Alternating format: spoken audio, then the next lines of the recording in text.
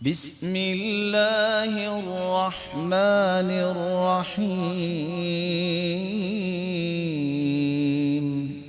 رسول اللہ صلی اللہ علیہ وآلہ وسلم نے صحابہ کرام کو یہی ایک نصیحت کی تھی، اصدقوا اذا حدثتم، بات جب بھی کرو سچ بولا کرو، اوفوا اذا عاہدتم، وعدہ کرو تو وعدہ پورا کیا کرو، ادوا اذا اؤتمنتم، امانت دیے جاؤ تو خیانت نہ کیا کرو، کفوا ایدیکم، اپنے ہاتھوں سے کسی کو تکلیف نہ دیا کرو، غضوا ابصارکم، اپنی نظروں کی حفاظت کرنا، واحفظوا فروجکم، اور اپنی عزتوں کی حفاظت کرنا۔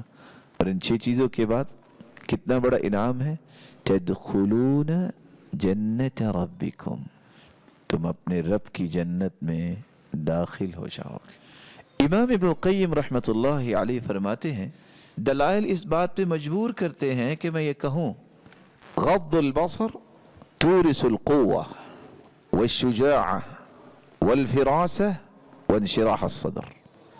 تورث القوة أي القوة الجسدية والفكرية، والشجاعة أي البطولة۔ جس شخص کو اللہ نے غض البصر کی نعمت سے نواز دیا، 4 قوتیں اللہ اسے عطا کرتے ہیں۔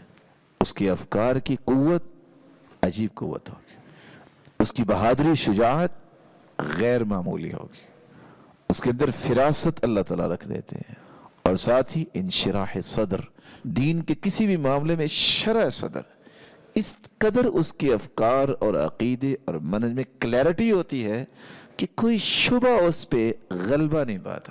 اشہد ان لا